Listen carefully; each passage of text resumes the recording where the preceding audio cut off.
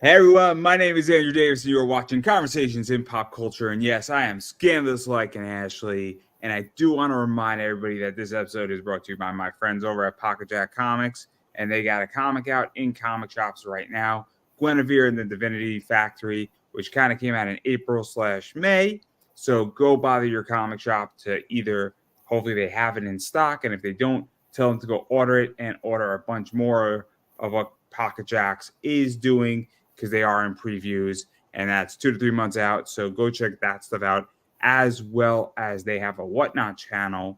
And so it's in the link down below that if you sign up, you're a brand new user to Whatnot, you get a $15 credit to use on Whatnot, as well as if you use code Andrew, you get an additional 15% off some sexy comic artwork and some awesome stuff that's out there. So that's out there with everything with Pocket Jacks and what they're doing and my friend Preston's doing. But enough about that, because I have with me legendary model, adult entertainer, wrestler, superstar, Stephanie Stalls, who's been doing this forever. And what I mean by forever is what, like 5 years, right? Because you're 25, right? Yeah, okay. I appreciate that, but I'm not 25. 51. 51. But I'm looking. I'm moisturized. all jokes aside, obviously, I have known your work for about 10 years. Really? Yes, I do. I've known your work for 10 years in a lot of ways, and I'm going to just plead the fifth on some of the ways I know your work. But it's all right. It's all right. I'm going to plead the fifth here. Okay. But obviously, you've been in the adult industry. You've been dancing for a very long time. I think 25 years. I want to say you've been dancing in clubs, roughly, give or take. I think you've been in the adult industry starting in 2006, 2007, if I'm not mistaken. And then a bunch of other stuff. You've been modeling and all that time as well. And so how did you get into all of this? Because when somebody's been around for 25 years, it's very different than somebody who's been around for 6 months. Right. Well, I started back in 1994. I was 21 years old.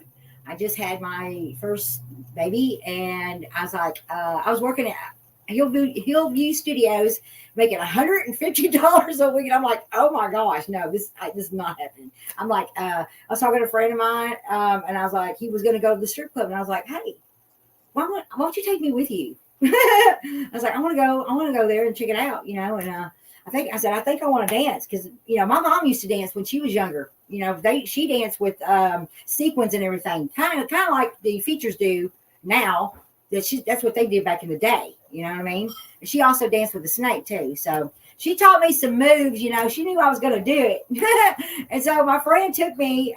He took me to the club in Paducah, Kentucky, and that's where I started dancing. So that was 1994, and then 2005 is when I became. I started featuring, and then 2009 is when I became a porn star. So let's actually break this down a little bit, because obviously I have never been to a strip club. Really? I've never been to a strip club. Crazy. I have no desire. It's like, I live a very relatively sheltered life. I've never been. It's not really something that I want to do. A friend of mine went. Actually, two of my friends have gone. I have never gone. But what was that like in the 90s? Because obviously, I think a strip club in 2024 is a very different environment than it was in 1994. And what was that like being a 21-year-old woman doing that and dancing? And because the internet wasn't a thing. Right. You needed to actually know how to talk and see somebody dance versus going on the internet where everything is readily available. So what was that like? Well, I mean, I'm gonna tell you something. Right? I liked it the way it was back then. I remember when I had a beeper. You know what I'm saying? Back in the day, I remember that, I was dancing at that time and had a beeper. Oh, and they had a payphone at the club. You could call people on the payphone, and so it's different. I think that people talk more, communicating more than they do now with this, text messaging and all that stuff. That's not communicating. You know what I mean? So everybody communicated differently. So it definitely was different. You know what I mean?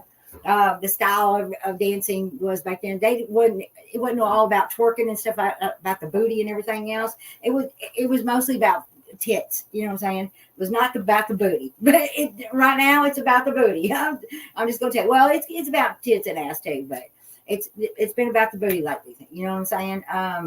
That's what's crazy about it, because it used to be all about the boobs. Let's get into that too, because my understanding, and again, I could be wrong here, but I thought the 90s, and from what I heard and what I know and what I've seen depicted, in older, I guess porn videos that were shot in the 80s and the 90s, there was way more body language involved. It was way more sexual and sensual. And now, and again, I haven't been to a strip club, so I don't know if this is true or not, but it seems that it's not as quote unquote sexy, and it's less of a show, I think, and it looks that way. Maybe I'm wrong. I mean, I could be very well wrong, and I could not know what I'm talking about, but there seems to be something missing, because it is that twerking error and all that stuff, and it kind of seems like we're going to just get to the point of making you hard. Right. First thing, putting on a show and bring you along a journey. I'm just going to tell you right now, if I'm wrong, what I've done when I danced for 25 years, and to me, the kind of dance that I did was power dancing. It was all, the thing that I did was power. Everything I put into what I did was power. Like I would go around the pole, and when I would, go up in the air on that pole, I mean, all the power into it. You know what I'm saying? So that's what I was called, a power dancer. You know what I mean? Even though I was sexy and everything looked really, really good and just awesome, I mean, I've been told this, how good I dance. And so, but I think that, they should still dance like that, but they don't. It's about twerking. All it is about the butt all the time. You know what I mean? That to me, yes, the butt's sexy, but I think you should move more into it than just that. And you know what? Back in the day, they didn't have poles. Some clubs didn't even have poles. So you had to dance on the floor. So you had to know how to dance on the floor. If you didn't know how to dance on the floor, you were screwed. You know what I'm saying? And so this pole dancing, it's like everybody wants to work on the pole and not dance. That to me is not dance. I mean, yes, that's you're working a pole. You're not dancing. You know what I mean? It's totally two different things. So it is totally different. Again, I know nothing about this. I know you don't. I am very much out on the middle of, I need a lifeboat, for lack of a better word, on this topic, because I am clearly ill-informed. And I know I'm ill-informed, and I'm more than happy to admit it. Obviously, I find it fascinating. The closest thing that I know anything is Motley Crue. Girls. Yeah. It's all about that, going to a bunch of strip clubs, which is great. That whole song is a brilliant song. And that music video is great too. Yeah. That's kind of my imagination of the 90s.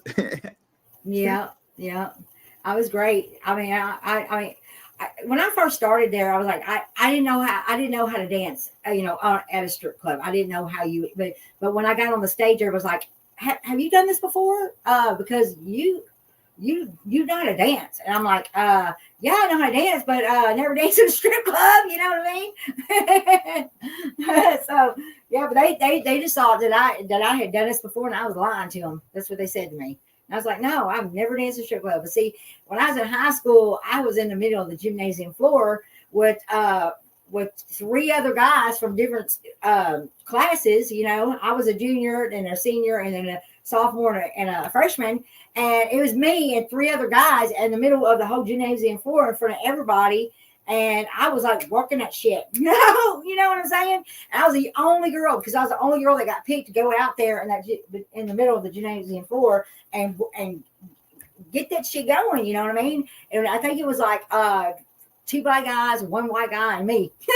You know what I'm saying? So I've known how to dance for a very long time. You know what I mean? So, but I love performing. Because I became a feature after that. So let's actually go further into this too, because I don't know what the relationship between a dancer in a strip club is and their client. I would imagine that the relationship obviously is that, you're providing a service and you're giving them a show, which is what they want, Right. and communication is necessary. And obviously, I think in the 90s, people were better at communicating. And I think men in general were better at communicating in the 90s. And you had to be. And now we have a problem. And it's just my thoughts. And I'm curious what you think. We have an issue with masculinity where I don't think men know how to talk to women. I don't think they know how to tell a girl, this is what I'm interested in. This is what I want out of a relationship or even out of any type of arrangement. And I'm curious how you feel about that, because I would think in the 90s, and maybe I'm wrong here, and it's perfectly fine. I've had this conversation with other people, but I think in the 90s, it's kind of like, I want you to dance and I want you to dance to this song. And now I don't know if that's actually happening in strip clubs right now. Oh, well, the thing is I don't know how strip clubs are doing now, because I've not been in them for like, I think 6-7 years, because 6-7 years ago, I started doing webcam, webcam modeling. Well, and before that, I was going back and forth to West Virginia and working at Jill's strip club, and also I was featuring out there too. Now I was dancing out there and going and staying out there for 2 weeks at a time, and then coming back home. But I was going working there too, and then also featuring as well. So.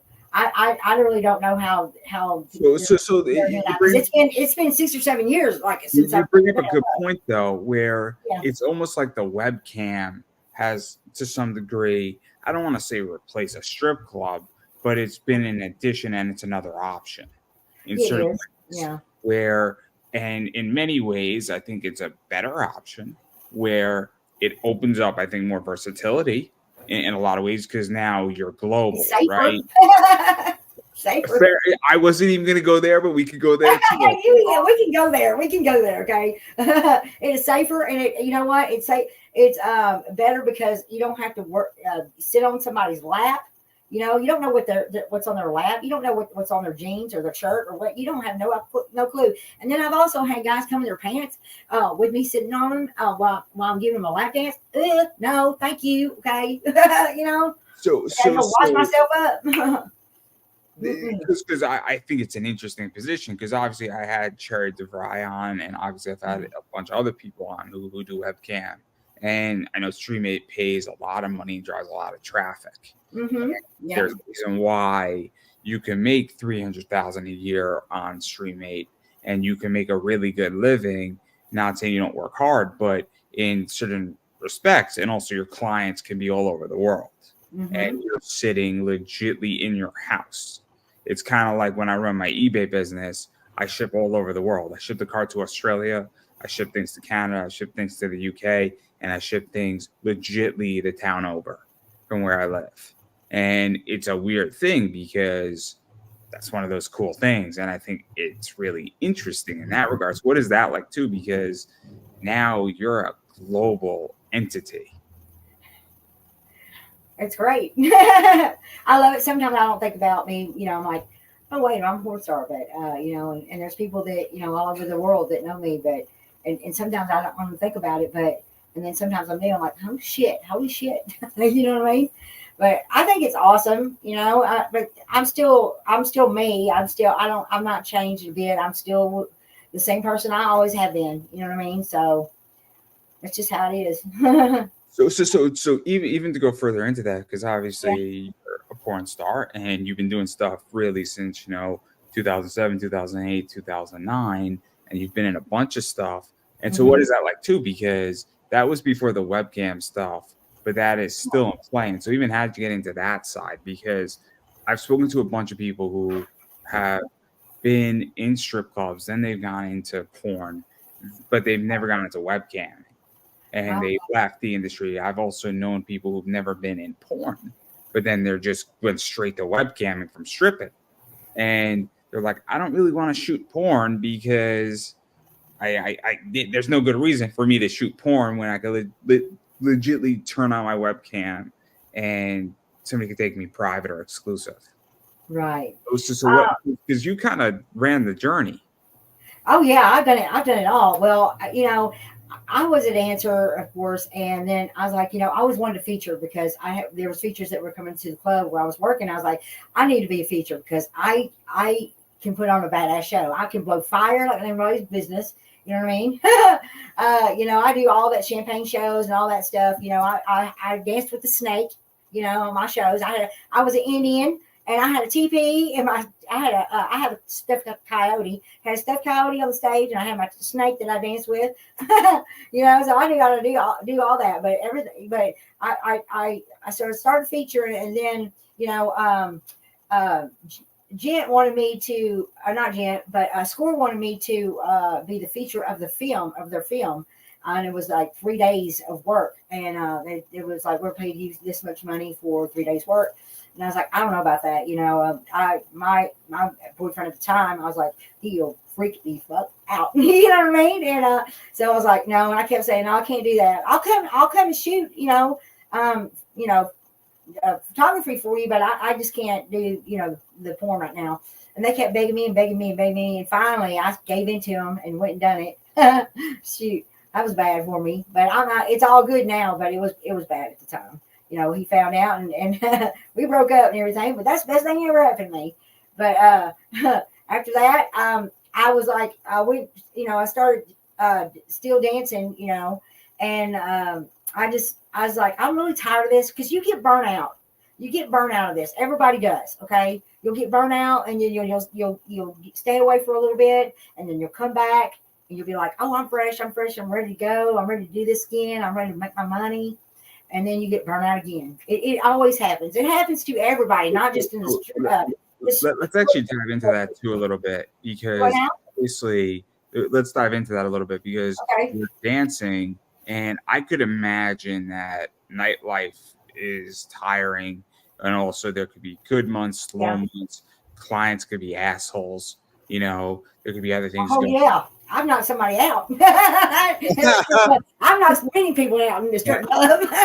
But also, and then you are doing porn, and it could be that I don't know exactly how that works either, per se. I mean, I know somewhat how it works, but we're not going to get too much into the details here. But that can be in many ways easier work.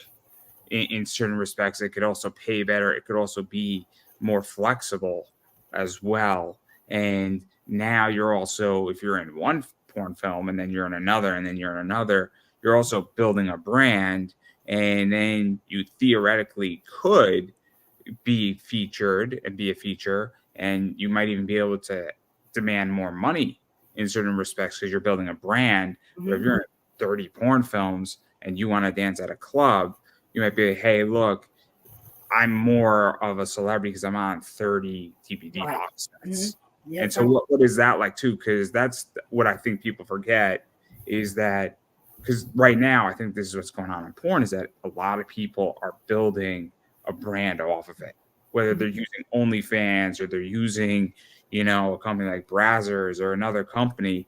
They're building their own brand, and then they're connecting that to StreamAid, and then they're connecting that to their OnlyFans or their ManyVids, and it's becoming, everything is sort of self-feeding each other and growing somebody's influence. And that's kind of, I think, sort of, I'm just curious what you think about it.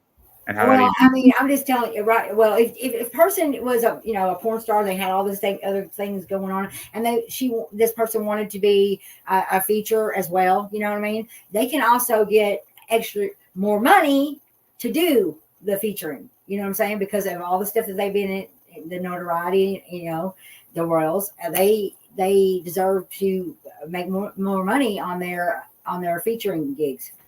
Because of who they are. You know what I mean? That's why I got paid more too, because I was doing porn and featuring. And I won many titles, I was Miss Exotic Indiana, Miss Big Bust World twice, Showgirl of the Year. So what is that like? What is that like to win those awards? Because it's awesome. It's awesome. I got trophies and everything. I was lap dance champion. They got me title for the most lap dances. I won that shit. I was busy that night. But yeah, I mean, that's what they do though. They get paid more money for being in porn or all the other stuff that they're in, all the the social media that they're in. That's what they do. Because this is how I view things, right? Is that I recognize what's going on, where there's all these people now who are doing softcore porn and they're doing OnlyFans porn and they're doing all this stuff. And I think it's just such an interesting shift in the industry. And the only reason why I'm interested in this is that I don't necessarily want to do it. And I don't know as a guy how I would do it.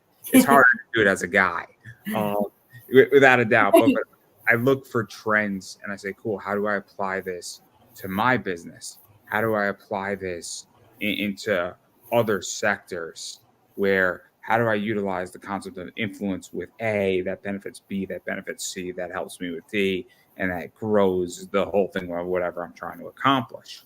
And I think that's what's so interesting, because you went from being a dancer and being in a strip club to then doing porn to still being in a strip club, and then you jumped into StreamMate and doing webcams. And what was that like too? Because I don't know. I mean, StreamMate has been around for what, like 24 years now, give or take? I'm not really sure. I know that I was at, working at the strip club like 7 years ago. And then that's when I said, hey, I don't have to do this no more. Because somebody's telling me about, webcam. I do webcam. I'm like, you do webcam? Like, okay, what do I got to do? Because I want to do webcam. Because I'm tired of being in this club. I'm getting burnt out. I'm burnt out. I want to go. I got to get the fuck out of here. So, somebody said, hey, just go on this side. I'll give you, they wrote down the site that I needed to go on. Of course, I didn't work out. That side didn't work out. I think I went on Jasmine's or something like that. Whatever. Yeah. You heard of that, Jasmine's? And I'm like, no, this is not for me. So then I contacted StreamMate, and then it worked out. So that was a done deal right there. So I've stayed with StreamMate for all these years, and it's going great. So what is this like? Because you're jumping onto webcam, and that's a whole new sector. And what was that like being there? Because StreamMate has evolved in a lot of ways, and the site's gotten a lot better. I may or may not have firsthand experience when it was a disaster. So yeah, I will also plead the fifth on this one. But obviously technology has changed the whole porn and adult industry, and StreamMate is very much a disruptor in that. And then what was that like coming on to StreamMate? Because when that site first dropped, and when you probably first came on there, it was not a good site. It was not a good site. I mean, well, it was for me. Like, I had no trouble with it, like, at all. The only thing that I had trouble with is, like, one time I was going to do a goat show, and I put, I don't know what, 200,000 minutes or something like that for a goat show. And I was like, I was like, wait a minute, how long have I got to do this show for? And I was like, it was way over 20 minutes. And I'm like, it was like 2 hours or something like that. I'm not really sure how many hours it was. But I was like, I got to click off here. I've been at it. And somebody recorded me that night too. And they put that me doing a show on a porn site. Sure did. Now you're supposed to do that. Let's talk about that too, because they should be in trouble for that. If I really wanted to do, go legal about that, I could. You know what I mean? I pressed it, but I could. So. And even talking further, because I do actually want to talk about that, because this is a real issue, is that a lot of porn is stolen right now. Yeah, of course it is. They stole mine. They stole Pamela Anderson's and Paris Hilton's and whoever. Kardashian. What is this like? Because I can go on Google and I could type your name in, and there's a bunch of clips, and I think some of it you have put up, some of it other people have put up as well. Because obviously you've done things in porn that are just out there that aren't. But then there's stuff from like gold shows and other things. And so what is that like? Because it's really actually a tricky issue right now. Because that's what was on there on this site. So I think on the one hand, any exposure is good exposure, right? So if somebody sees 7 minutes of you, and then that thing gets viewed 1 million times, that's good exposure. But the issue becomes is that if that clip is monetized and you're not getting a piece of it, that's also a problem too. But then what happens if somebody says, oh my God, who's Stephanie Stolz? She's smoking hot and she's got a great ass and she's got great tits. But that's the issue here, right? Again, you could type in big tit and nice ass women cam girls, and then if you pop up now, I know who you are, right? Right, But right. what is that like? Because it's really, I think, tricky because you want exposure, but you also don't want to be taken advantage of. And also you don't want your content that should be your content. And what is that like for you? Or is it that it's a losing battle and you say, I'm not happy with it, but I try to do my best to deal with it. Like how do you? Well, I contacted them about it. The site that had that video on there, because they're not supposed to video us when we're doing a goat show. They're not supposed to be videoed ever. You know what I mean? Without permission, they're not supposed to do it. They were told that they're not supposed to do it. Of course, they do it anyways. You know they do. You know, but it's just like. I was just like, wow, you know, you would that because everybody's like, I saw you in that bathtub scene, you know, the shower, whatever, it's not shower, but bathtub scene. I'm like, what are you talking about? What bathtub scene, you know? And then I ended up seeing it, and I was like, well, that mother, who? I mean, of course, I was like, motherfucker. I was like, who in the hell did that? Somebody recorded me, decided to, you know, go get somebody, and hey, you know, here's a video for you, Stephanie Stalls, you know. So I mean, I really don't know who done it. But I did contact the I can't remember what, because that's been a while back, but I can't remember what it was. But I contact the place that had that video was showing it. I contacted them. I was like, hey, that was recorded illegally, so that needs to be off there, or there's going to be problems. That's what I told them, you know. So. I never went back to see if it was taken over, what they did or whatever. So to even go further though into StreamMate and even the affiliate sites, I mean, obviously there's things you can do on StreamMate, there's things you can't. And Right. what is that like? Because I think that, and correct me if I'm wrong, I think there are clients who are easy and there's people who are great and there's people who are just horrible people. And there's a bunch of people who want shit for free there. There's a bunch of people who just want to watch things. And so what is that like? Because as we were stating, it is safer than a strip club in a lot of ways. It's less messy as well. There's also potentially more money to be made on, StreamMate and other places. Also, you're global, but there's also a whole slew of other problems Mm-hmm. that don't exist in a strip club. Because I'm assuming in a strip club, if a guy is being a dick and Right. being unruly and unprofessional, he's relatively removed. Pretty. If that ain't getting knocked the fuck out. I mean, but on StreamMate, while you could eject somebody and block somebody, Right. there's a lot of ways around that. I mean, so what is that like to even deal with that? Because it's a whole different skew of sex. Well, I've got into it with men, you know, customers at the club and and whatnot. And they got dealt with. You know, either I dealt with them or then somebody else dealt with them. You know what I mean? So that wasn't even a problem. That wasn't even an issue, you know. But I'm going to tell you this though: if I'm on webcam too, and somebody comes on webcam and they say something really negative to me, I say, get the fuck off my webcam. Then why'd you come over here for? Why are you on my side to run your mouth about me? Get the fuck off here, you know. And then my customer will be like, yeah, get the fuck off there, leave her alone. Yeah, and they're like, Stephanie, tell them off. And I'm like, I am. You know what I mean? So I don't put up with that shit. Don't be coming on my side saying negative things to me, because I'm not going to put up with it. I will not. Everybody knows how I am. I'm laid back, but I'm a realist, and that's just how I am. You know, I keep things real, and I like. I'm fun though, you know what I mean? I'm lots of fun and people love me, and so I have a great time on there. I do. Do you feel that on StreamMate that you almost have to have, that fun attitude, but also a firm line and kind of set the boundaries? Because when I'm in a room with somebody physically, I know where boundaries are, right? For the most part. But when you're in an online setting, you don't know where the boundaries are. Like in this interview, I know where the boundaries are because we're talking face to face and we're talking in real time. Right. But if we were just typing with each other, sometimes you don't know where the boundaries are. And I feel like on a place like StreamMate, you can easily not know where boundaries are. And I feel like if you're a cam model, and maybe I'm wrong here, but this is what I think, You Okay. have to almost say, hey, look, this is where the boundaries are, and you cross that.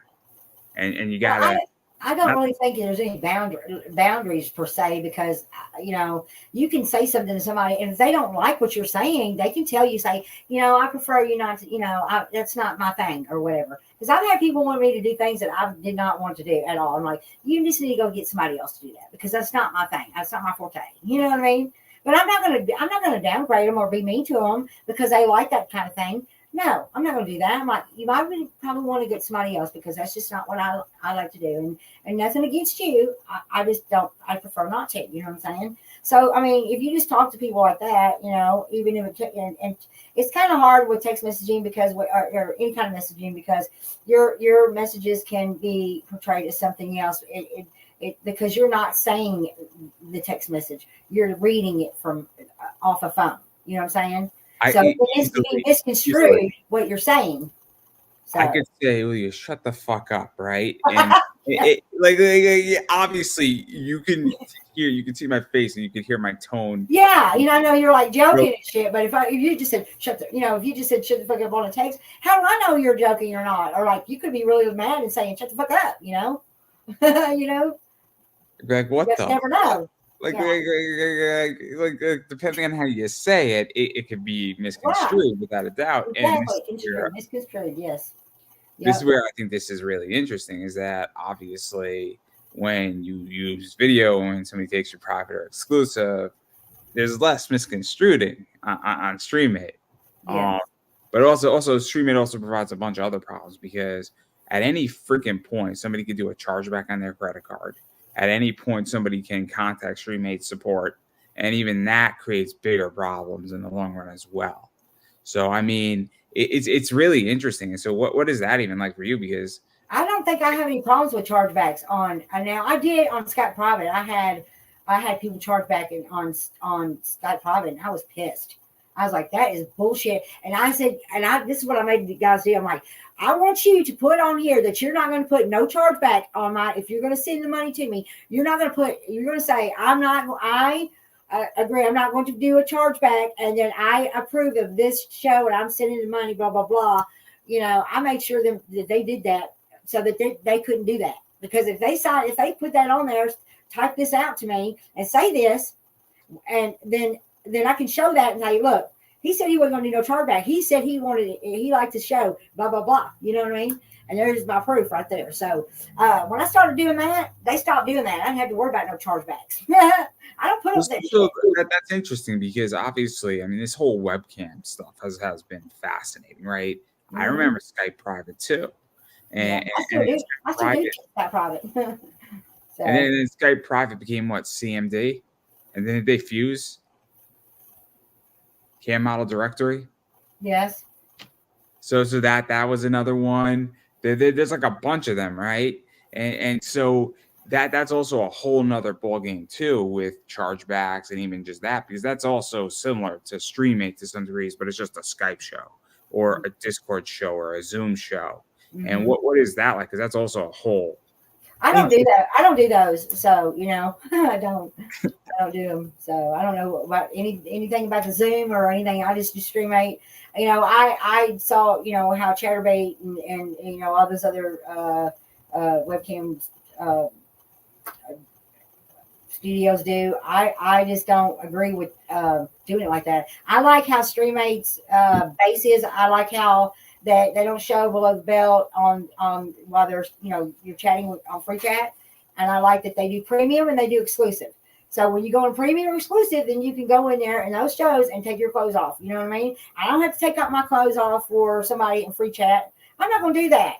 If you want me to dance for you or do a show for you, you're going to pay me. I'm not going to be on Chatterbait and just have my clothes off, be naked all the whole time, and be doing that for tokens. Fuck that shit. No, that is not my thing. That's not my forte. I do not like that. I just think I think StreamMate is more classier than Chatterbait and all these other ones. That's just how I feel. They are classier, a lot classier. If you just go on there and you can see the difference between Chatterbait and then StreamMate and the girls over Chatterbait and the girls over StreamMate. You can tell the difference. There's a difference. Big difference. Let's actually talk about that too, because obviously StreamAid takes a significant portion of it, but they also drive a lot of traffic. Yeah, they do take a lot out of it. That I don't like. I don't like that. They take a lot. Me and Cherry DeVry were speaking about this when I Mhm. interviewed her, and she was explaining to me that they take a huge piece, but they also drive a lot of traffic, driving a They lot of do. traffic to Yeah. things. And I try to have these conversations with people in comic books, and I say, look, if you have to give up a chunk to drive traffic, and if you want a lot of sales on your book and you want a lot of people to read what you're doing or see what you're doing, you have to give up a lot of what is brought in to make Hmm. it happen, Right. because traffic is expensive on the web. Now, I'm not an SEO specialist, I'm not a traffic driver, but I do know that there's a lot of people on StreamAid every Yep. single. Oh yeah. Yes, there is. So Yeah. what is that like too? Because even if somebody doesn't even stop into your room, they see your name. And I think that that's really important as well sometimes, because even just seeing somebody's name over and over and over again, because I forgot where I read it, but I think it takes, in order to buy a product, somebody to see your product 3 or 4 times before they even say, "Hi, what's this product?" Right. Yeah. So what is that like? Because somebody might say, "Oh, Stephanie Stolls," and then they see your name 20 times, and then they click on your room, or Well, they type in your name. well, I have a lot of traffic. Like I'm busy all the time. Like somebody was telling me, I just worked earlier. I worked on StreamMate, and one of the customers was like, "You are really busy, aren't you?" I'm like, "I'm busy all the time. I'm balls to the walls, baby." That's what I do. I'm balls to the walls all the time. As soon as I get on there to the time I get off, I'm balls to the walls. I'm on there and I'm working my ass off because I mean that's what I do. It's nonstop, nonstop. As soon as I put my clothes on and come back over here and start talking, click back on premium or exclusive every time, every time. Bam, bam, bam, bam. That's how it is. So what is that like to be constantly busy? Because Well, that's a obviously, good thing. I mean, you definitely want that. You don't want to be on there just like, lounging like this, having your keyboard here, like, just doing this, reading a book. Here's another one. She's sleeping. Let me just turn around for you. Here, I'm gonna take a nap. I'm gonna take a nap. And you just watch because my ass. I've seen you girls. just watch. You just watch my ass. That's what they I, do. I've seen girls who have had no action for 25 minutes straight on StreamMate, and I've seen girls where it's like every 3 seconds they're being taken away, even for like 5 minute shows here or 15-minute shows there, and Yeah. it's really really interesting because. And then I've also seen girls who charge a lot of money for an exclusive, and they're only on for like 3 or 4 hours a day, and it's crazy. And so I find it fascinating in that regard, where it's just this idea that, like, I guess it's good to be busy, but it's also, I would imagine, tricky, because how busy do you really want to be I do before? want to be really busy. I really want to be busy. I mean, I don't like sitting on because I get upset when I'm sitting on there and I'm just like this. That is not me. I do not like that. Like, I'm either going to be on there and be busy and do my thing and like make money, or I'm not going to be on there. Because if I have to sit on there, even 15 minutes, I got to go. I'm going to leave. What do you I'm do gonna get then? off. Do I now? So what do you do if it's like a slow day? Because there has to There's be days where they're slow. Well, I've not had that many days like that ever. You know what I mean? Ever. I think maybe I can say maybe twice the whole time I've ever been on there, and all the 6 years I've been, 6, 7 years I've been on here. I think twice. I was sitting there and it's just like, and the one time was it when I moved, in my house, because I remember, and yeah, I was just sitting there. I was like, okay, guys. Okay, I'm not. I can't just sit here. I cannot. I don't like being still like this. It's got my thing. If I'm going to be still like this, I'm going to get off here. I got other things I can do. You know what I mean? So I mean, that's just how it is. But then after I said that, boy, they started moving it along. So I started making that money. I find it so fascinating, and I just find the economics of camping, for lack of a better word, to be fascinating. I really do. I really find this whole sector to be fascinating on an economic level, because I think there's a lot of lessons that can be learned from it. I think that there's a lot of other things that can be learned from it too, and just the breakdown of what you guys make and what you don't make and what it's worth and what it's not worth is so interesting to me. And then also the leveraging out into everything else as well, as I mentioned already, where if you want to go into porn or you want to do featured dancing or you want to create a ManyVid store or a clips for sale store or OnlyFans. And I mean, I'm curious how you feel about all that, because I actually think that it's really interesting when you have porn stars on Streamate who then have clip for sale stores and ManyVid stores and then do customs and all that shit, because now it's like, okay, you're a brand, and it's kind of fun because you can cam with them and then you can get a custom. Well, you're already a brand anyways. Once you are in the porn industry and you've been a feature, you've been a porn star, like you're already there. You know what I mean?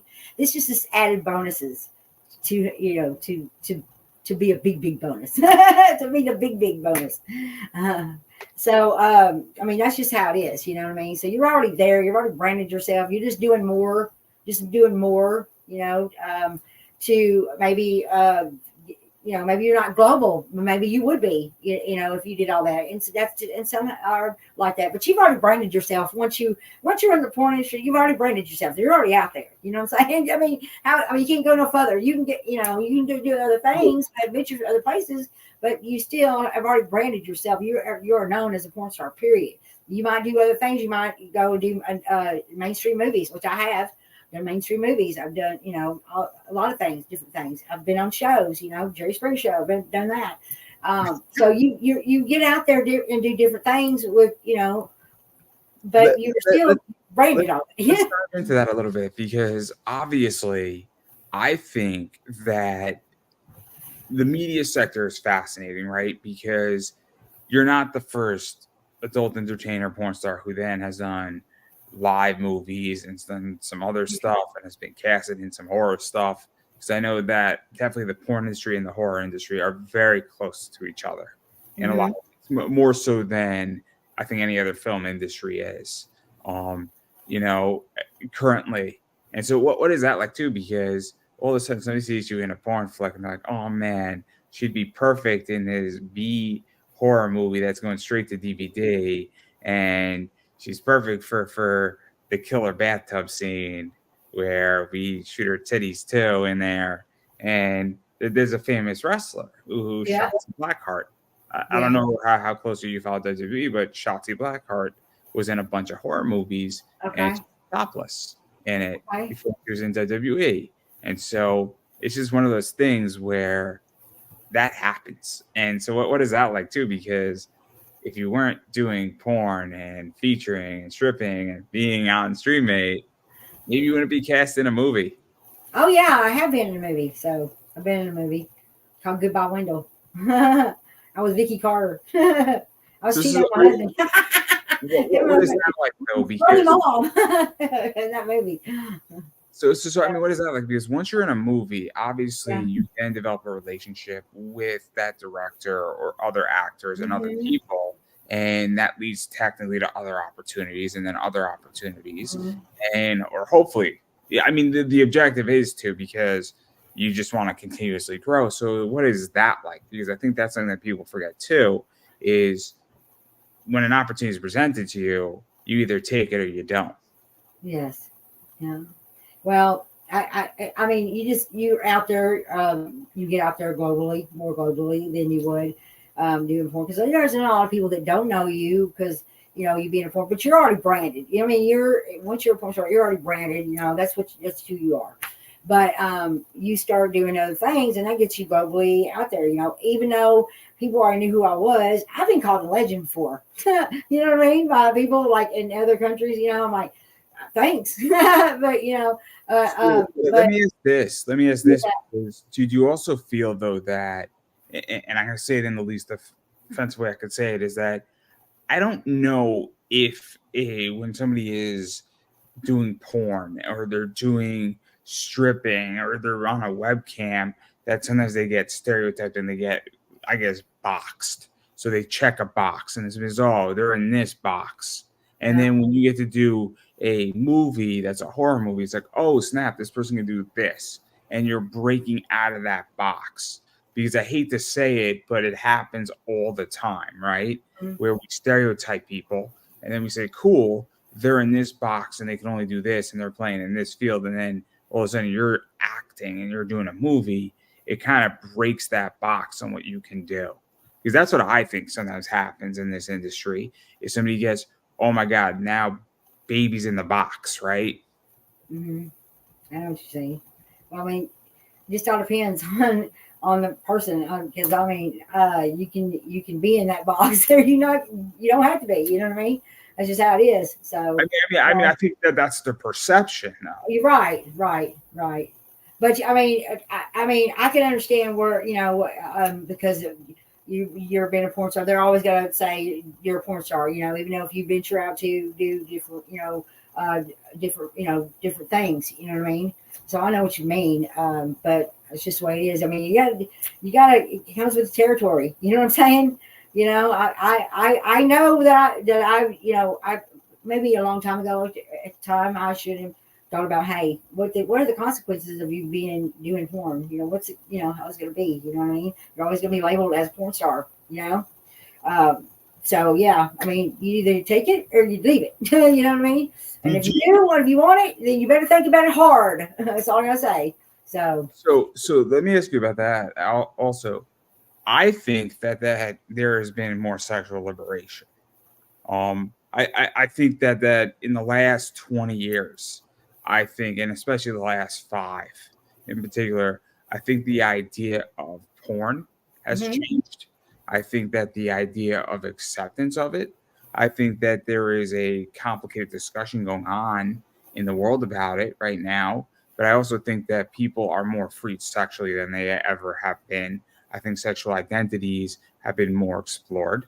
And I think that, obviously, I mean, I have an opinion about men where men are getting married later and later and later because there's more options and a lot of men are waiting for, to find the right girl because they have options. And, Streammate doesn't help that situation, because if I can get the same sexual desire from a webcam or from a strip club or from hiring, companionship, if I really wanted it. Not saying I've done it, I haven't. I want to make that crystal clear.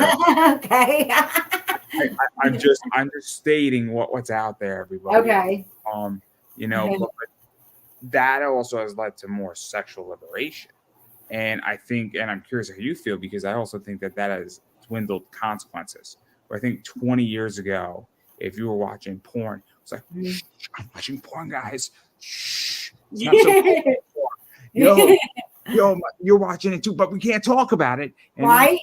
You can't talk about that. You don't watch it. Don't talk about it. My friend are like, yo, did you see this porn star? She's smoking hot. Like, oh, dude, like my friend's like, yo, dude, did you see this new porn star? And then so I'm like, dude, what the fuck? She's smoking hot. Like, and that conversation couldn't have happened 20 years ago. Wow. I mean, it would have been weird if it happened 20 years ago, because me and my friend would have been 11. It would have been a little weird. But that's not the point here. He's a little pervert. I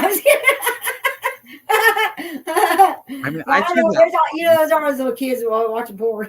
You know what I mean? Hey, I was watching porn one time. My first one was Candy Strippers. It was. Oh my God, that's such an old ass movie. I'm telling you, it's old. That's the first one I've seen. Candy Strippers. Lord, have you seen that one? That's hard. I have not. I don't even know what my first porn thing that I've seen was. But maybe it was like something with Mackenzie Pierce in there. Oh my God, just Mackenzie Pierce. She's just absolutely stunningly beautiful. Right. Just stunningly beautiful is a good word to use. Bella Rossi is another probably first one for me, but not the point here. Right. Okay. But not the point. Definitely. but I'm curious how you feel, getting back to the question though, is that like I feel consequences have dwindled.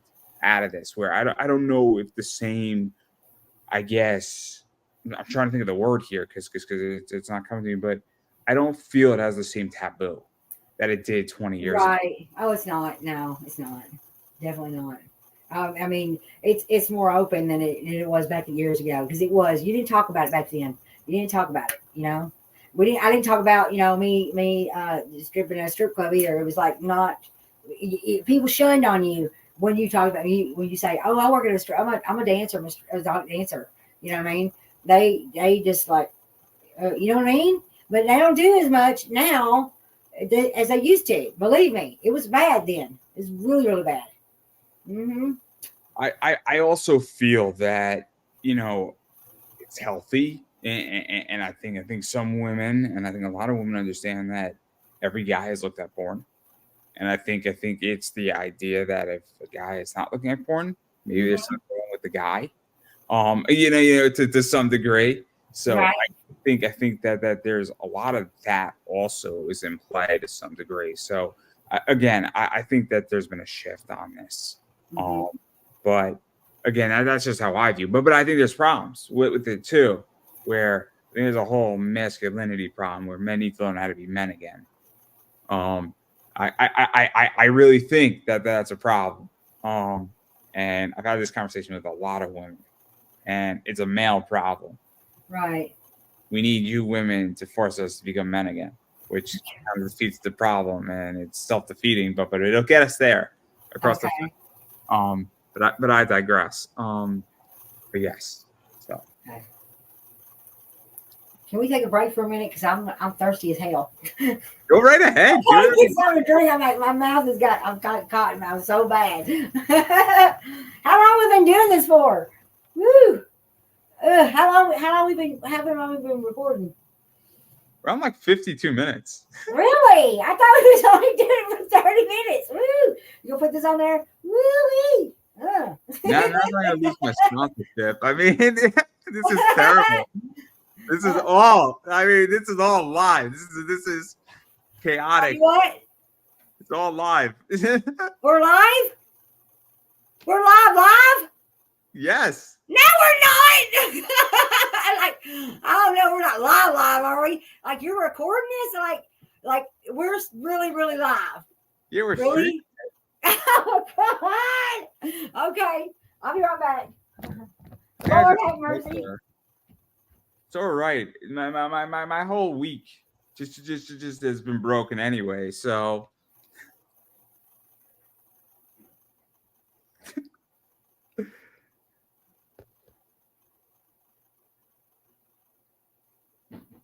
as I wait. I had no idea that we were live. I thought you was recording this and that you was going to edit it and all that stuff. And you're not doing that.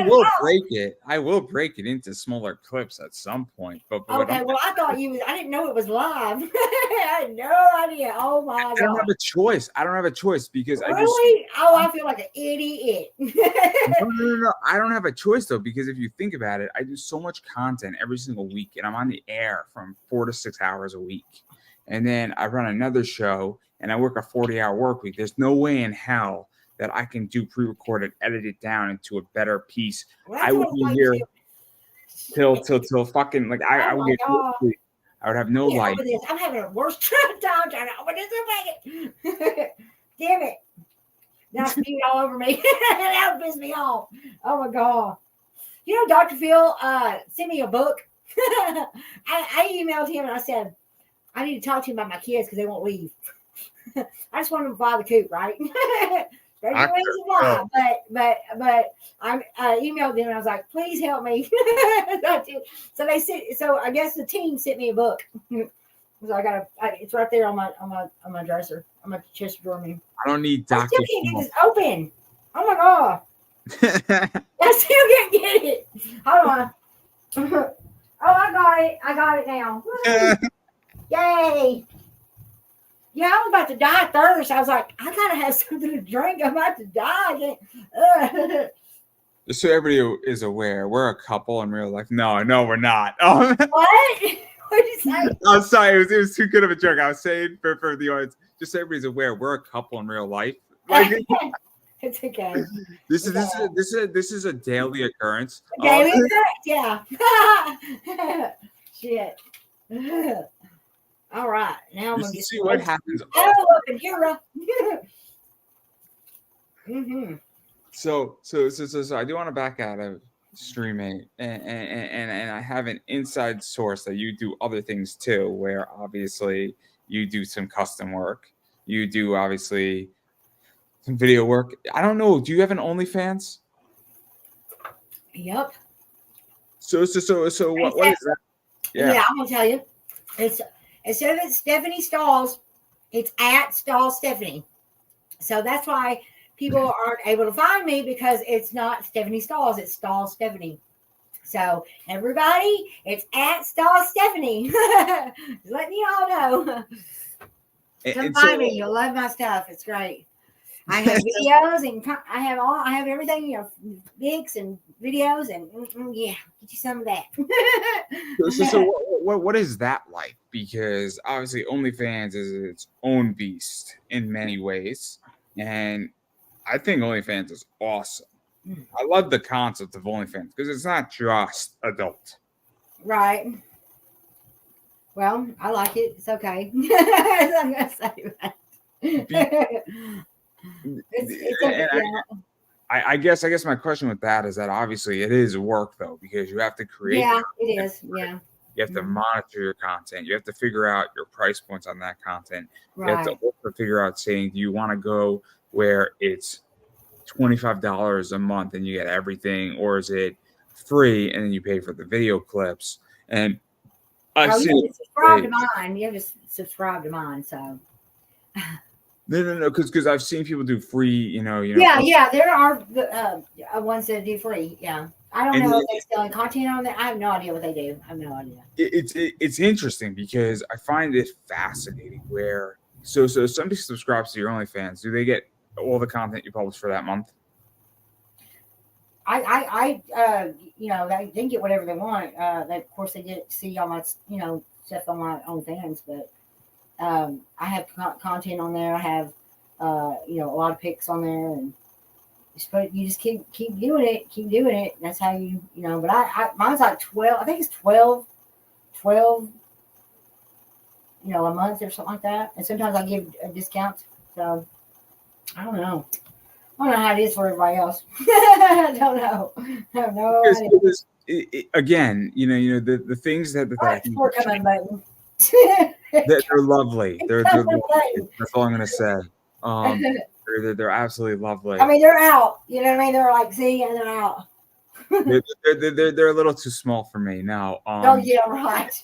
I'm a 34I. You can tell you I was too small for you. 34I. Whatever. Jesus fucking Christ. You're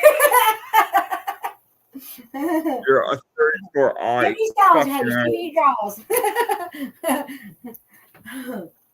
I have no comment. I just have no comment on that. Oh my God. Just everybody's watching me and being like, what? What is it? Everybody's like, this interview is not that great, but you are highly entertaining, Andrew. And how do you do it is the question here. Wait till the post show where I talk about this whole interview and I break it down on the post show. Oh my God. Just everybody's like, this is really entertaining. I'm an entertaining kind of girl now, I'll tell you. You're a fucking eye, Jesus fucking Christ. Oh my God. Just some of that, big boy. There are so many things I could say. But if I start say whatever you want, because I don't scare me none. You don't scare me none. Mm-mm. I'm sure my sponsor is loving this right now. Oh, really? I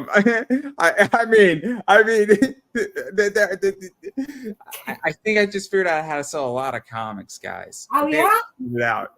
What you do? Get your comics, boys. Yeah, right. I think I just figured it out. It's amazing. It's amazing. What I should really do is, I think this is how I'm going to do my eBay. I'm just going to start having adult entertainers and porn stars be like, hey, guys, shop at Andrew's shop. shop at Anime Comics Collectibles and get your cards here, and then you'll just pull it right out of your tits. And, Yeah. this could be yours. Yeah, that's funny. Oh, this is I think comical. those- Really But, is. but I actually am curious because I think the biggest disruptors right now in the industry is things like OnlyFans, things like loyal fans, things like ManyVids. Clicks for Sales has been around for a long time, but I also think it is a massive disruptor. And obviously, you're involved in all that stuff, even more so than I think Streamate, because while a bunch of porn does get stolen, I think a lot of it doesn't. And what is this like for you? Because this is supplemental income in a lot of ways. Because if you're doing Streamate and then you're able to have an OnlyFans with a Mhm. bunch of content and you're able to do some stuff on ManyVids, you now have backup income on backup income Mhm. on Yeah. supplemental income. And I think that's the key here to being successful in the industry right now is that. Definitely. I mean, it helps, it definitely helps, because I'm always, on my other platforms and getting money there and here. I mean, that's awesome. You know what I mean? For everybody so more the merrier. I mean, I've got this debit card, this debit card, this debit card, you know what I mean? So for everything, like, I've got money on it, everything. You need it, I mean, that way you can have whatever you want, get whatever you want. You know what I mean? There's nothing wrong with that at all. Get what you get, baby. Get it, get it, get it, get it, get it. So. Did you also feel that at this point, though, you have a lot of content? And I understand that some of it you own outright and some of it was paid for at the time, but Right, right. brand elements of it are still relevant. So Yes. something that was shot in 2009 for Scores is probably not owned by you for the most part, right? No, it's not. No. But something on your OnlyFans is completely owned by Yeah. you. All that, yes. Yes. And I think that that's also a major shift too, is that ownership has shifted in society. And I think that I don't know exactly when it occurred, and you might know better than me, but I think that's also a massive component right now. And I don't think it's just porn. I think it's music. I think it's comic books. I think it's novels. I think it's movies. And I think there's a real ownership position that has occurred in America and in the world. And I think porn is a benefit of that in a lot of ways because you should own your content. Yeah. Well, you don't when they pay you. When they pay you to do the shoot, then that's what you get. You don't get royalties. That's called royalties. You don't get that. You don't get that. Now, if you wanted that, you wouldn't get paid what you got paid. You know what I mean? When you go do a shoot, you get paid whatever it is you get paid. If you don't get that, then you get royalties. But if they pay you, you don't get royalties. So they sell that. Now you can buy material at a price, a discount price, and then you can sell it. You can do that, but you still get you don't get paid for all the book, all the magazines or whatever, all the video, all the DVD. You don't get paid for all that. You don't get paid. That's royalties. You don't get paid for that. You don't get paid one time for that. But you can go and you can sell. You can buy the items, and you can sell them for whatever you want to sell them for. Because you can autograph them and sell them. For whatever you want to sell them for. It's also the idea that if you're working for Brazzers and you are getting paid and you're not getting a royalty, there is something to be said, though, where you're now on a site that has a lot of traffic. Right. And you might be shooting with certain people that could be very beneficial, that might open up doors for you or might get you an invite at the AVNs or exhibit or another major award show, which if you win an award for your scene with them, that could be worth more than any royalty you would ever get, because all of a sudden, if you win the award of Rookie of the Year in porn, all of a sudden you're going to get a bunch of phone calls. Or best MILF, right, of the year, the MILF award, all of a sudden you're going to get a bunch of phone calls. Yeah. Or if you're a MILF nominee, that's really helpful in a lot of ways. And I think people forget that awards and nominees for trophies and awards and stuff like that are just as important as getting paid. Right. I was a nominee for Hardcore Performer of the Year for SCORE. But I haven't went to the AVNs. I just because I've always had my own thing going. You know what I mean? So I never went there. But I think I'm gonna go next year and like just walk in that room, just walk in there. Everybody see me. You know, strip my shit. I should be your +1. I'll wear. You go on in. I don't care. I will wear a nice If suit. Stalls is now. What's up? Yep. No, I'll go ahead. I know some of it. Like I know Thor Johnson. I think he's awesome. I just love him. He's so cool. Who is this? Thor Johnson. I've shot with Thor Johnson. He wants me to come out there and shoot with him. He lives in Vegas, so. But I think he's awesome. Hey, do you know Thor Johnson? He's awesome. He really is. He's funny.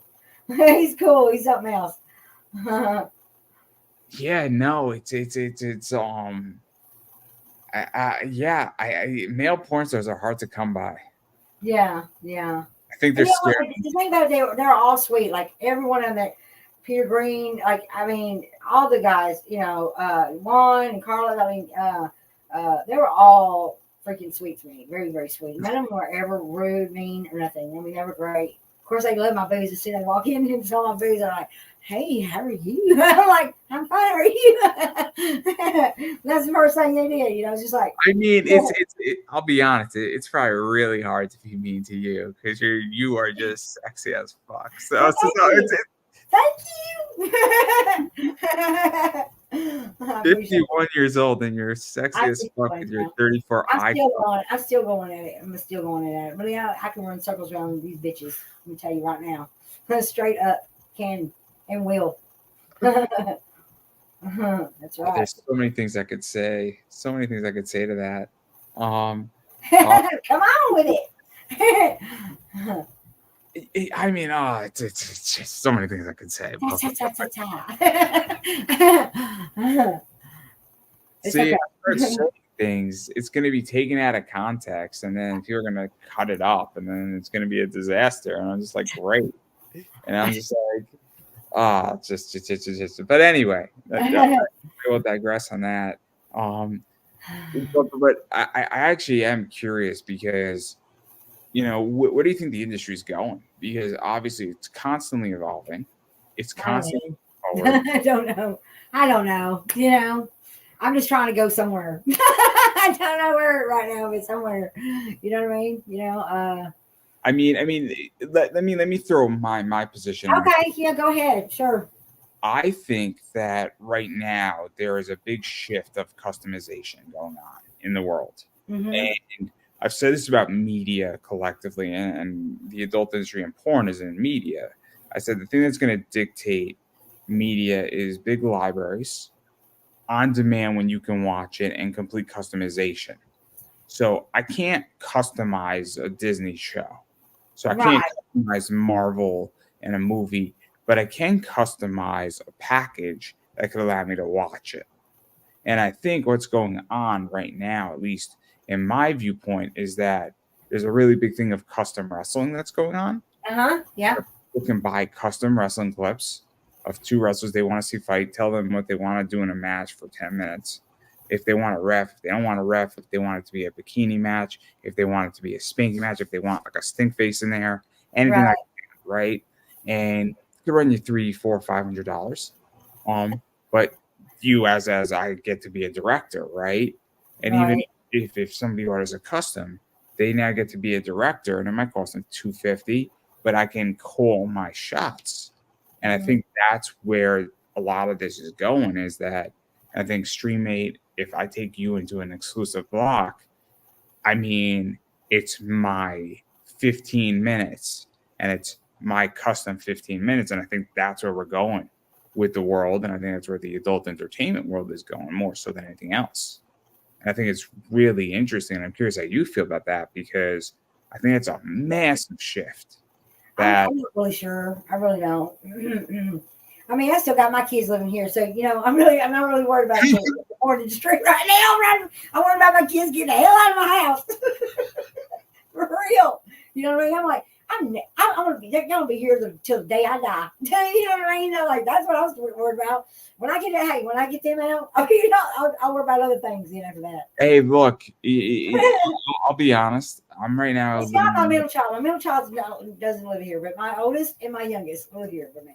I'm living with my parents. I'm figuring out life. Life's expensive and it's Yeah, they know it. Don't. That's why they're up their mama's ass. oh my god, that's exactly what I do. I have no problem.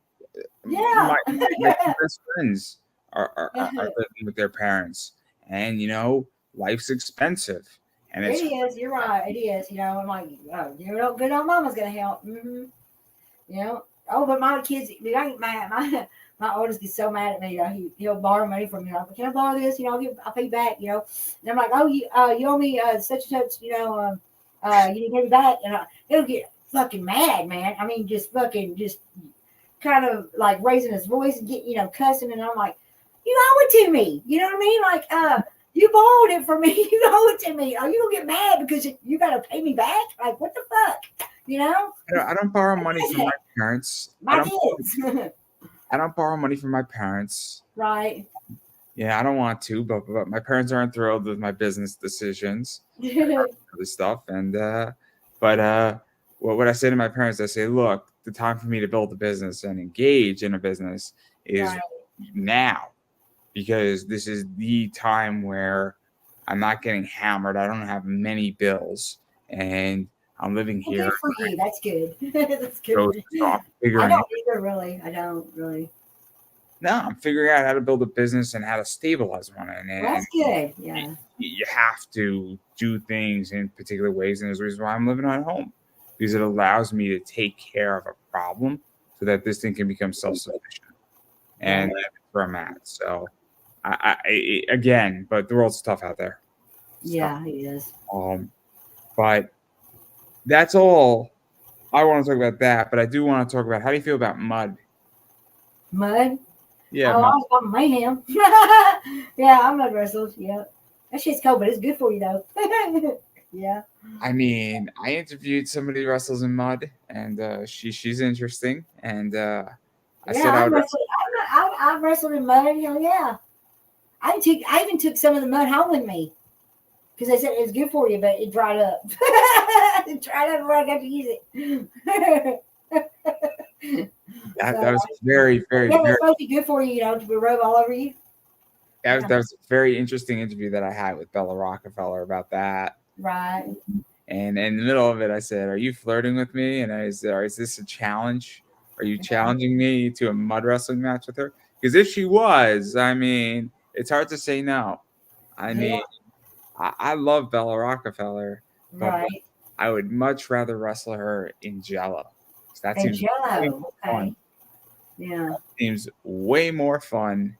And yes, that's exactly what I want to do. I've done mud wrestling. I've done foxy boxing too. What's that? Okay, back in the day when I was working at Regina's, it's called Regina's at the time, okay? Well, they wanted to do oil wrestling and foxy boxing, okay? Well, these boys came to here. They were huge, okay? And me and this girl was fighting. This is when I'm going to tell you that they stopped it after this because they went, we started boxing. Well, she started, fighting, harder. And I was like, okay, you want to play like that? You want to play that? I'm going to get you. I went. This is what I did. I put her in a headlock, went, bam! She ran to the bathroom, and I walked in there, or ran in there, and saw that she had a big old fucking knot on the side of her fucking head right here. And it looked the size of a baseball. I'm not kidding. I said, oh my God. And they stopped foxy boxing after that. No more foxy boxing. 70 started. Stop that shit. That's what happened. She had a big old, it looked like a baseball on the side of her face. I felt bad for that. That's just wild. That's just wild. I'm visualizing it right now. It's pretty bad. It looked like a baby. That big. I'm not kidding. It was this big on the side right here. It's crazy. That's wild. It is. Yeah, that's exactly what happened. This is why I'm gonna wrestle in Jello. She made me mad, so I put her in a headlock and put her right in the head. And she threw them gloves down and just took off to that bathroom. And I was like, what is going on? You know, had no idea. And I ran in there after her because I wanted to know what was going on. And I looked at her and I was like, oh my God, did I do that? Yeah, I did. So, yeah, they stopped Fox boxing after that. They actually stopped everything after that. No more Fox boxing, no more oil wrestling. It's all Stephanie's fault. That is just wild. Yep. I feel bad though for it. You know, I don't like anybody getting hurt like that. You know, getting hurt like that. I don't like that. That's wild. I'm a lover.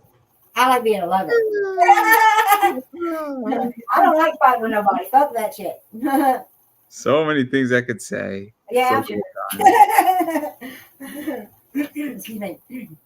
all I know is that I just want to wrestle in Jello. That's You really it. Jello. Go ahead. That just seems a lot of fun. And, Yeah. I like Jello. I like to eat the Jello. Orange Jello. I love orange Jello. It's good. I like pudding. I like pudding too. I wonder what it would be like to wrestle in pudding. That I wouldn't mind either. I love pudding. I love chocolate pudding. That seems that would be good. That seems So awesome.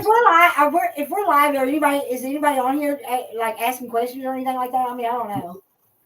Usually, my audience doesn't usually ask questions. I threw it out on an earlier thing. Say, hey guys, what do you want to know?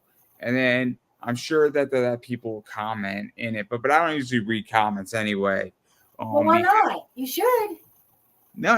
Usually what happens is that I only read things or engage in things that are relevant, and nothing that has been relevant that has been commented here. And then okay. So because the interview is between you and me, it's not between me and guests. And again, it's a sacred area. And that's just how I view things. And maybe I have a weird position on it, and I have no problem admitting that that's what I think. So hold on, my son. Yes, son. Is it cool? Yeah. Huh? What? What do you want? Yeah, go get a hairbrush. I'm live on here, but yeah, go get your hairbrush. You need my shower head too? Oh. see, I had gotten him a new shower head, but evidently I guess it stopped working or whatever. So he's been using mine. I gotta go buy him another one. It broke. Oh, he said it broke. Okay, it broke. Yeah, KB broke it. Who broke it? Kennedy did? No, KB Clay. Oh, KB. Oh my God. Yeah. That Tourette's boy. He has Tourette's, you know, and he but God bless his soul. He's like, you know, I hope that doesn't bother you. I said, no, it doesn't bother me. If you have Tourette's, that's just a thing that you have. Like, can't help that. You know, do what you do. That's what I say. Do what you do. Just let it go. You know what I mean? It don't bother me. Sometimes it makes me laugh, you know, but I don't get mad at him. But he's silly. He's a silly boy sometimes. Yeah, peace. Where's my son, my youngest? What are you doing down there? My dog's underneath my bed. She's pregnant. She's going to have puppies. It's wild. Use my shower head. That is wild. That is fascinating. And I don't know what to say anymore, so I'm okay with that. Yeah. But we've been speaking for like an hour and 20 minutes. Woo! Oh Lord. We covered a lot of stuff. My ass is hurting. I don't know how productive I was, but that's my leg hurts. I gotta get under the red light therapy. That's what I had a good time. That's important. Yes, I did too. Thank you. I had a wonderful time. But I do want to give you a chance to promote yourself, because obviously you're all over the place. You've done a lot of crazy shit, and you've done a lot of awesome shit too. So where can people find you, check you out, bother you, look up your 34 eye cups, because those. Get you some, baby. So Stiffen your jaws. Oh Lord, I'm funny. I'm comical. So where can people find you and check out what you do? Oh, honey, they can find me everywhere. Don't you know this? All you have to do is Google me and you'll see me everywhere. That's all you got to do, actually. And everything's on Google, everything. Like, I'm in OnlyFans, Instagram, Twitter. Well, is it X now? Facebook, everywhere. You will see. I mean, if you want to find me, I'll be there. You see my images, everything on Google. Just Google me. I'm there. Stephanie Stahl. Stephanie Stahl. On OnlyFans, it's at Stahl Stephanie. Remember that, at Stahl Stephanie. but everything else is Stephanie Stahls. So there you go. Fair enough. And then, as far as I'm concerned, everything that I got going on, I am Pop Anime Comics on Twitter /X, Pop Anime Comics on YouTube, Pop Anime Comics on Facebook, Pop Anime Comics on YouTube. I am Pop Anime Comics on TikTok. Please subscribe on YouTube, by the way. It does make a difference. I also am Pop Anime Comics Collectibles on the eBay. So looking for comics and collectibles, come shop with us on eBay. That is Pop Anime Comics Collectibles.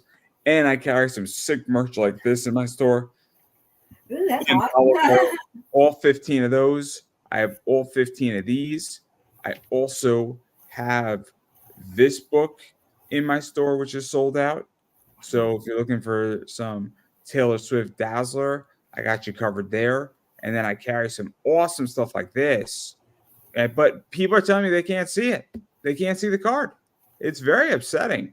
I don't know why you can't see the card, but apparently I can't see it. Could you see it?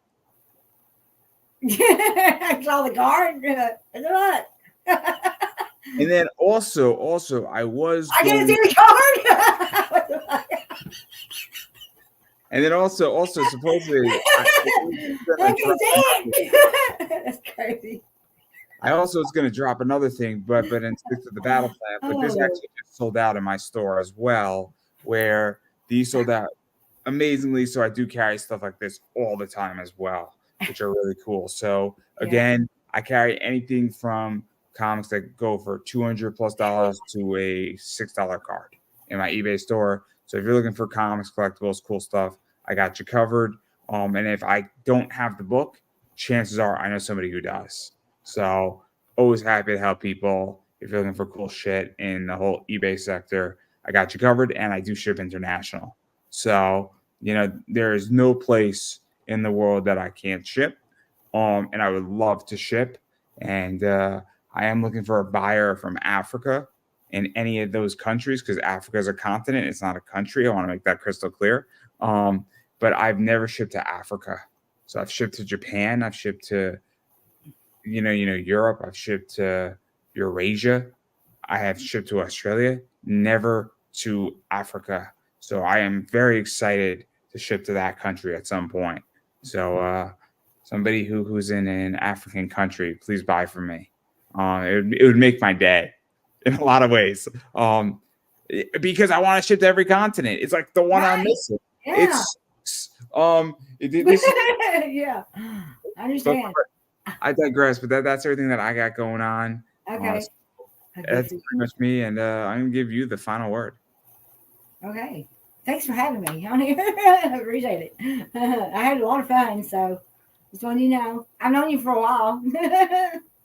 You're awesome. There's so many things, but I believe that is a wrap, everybody. All right.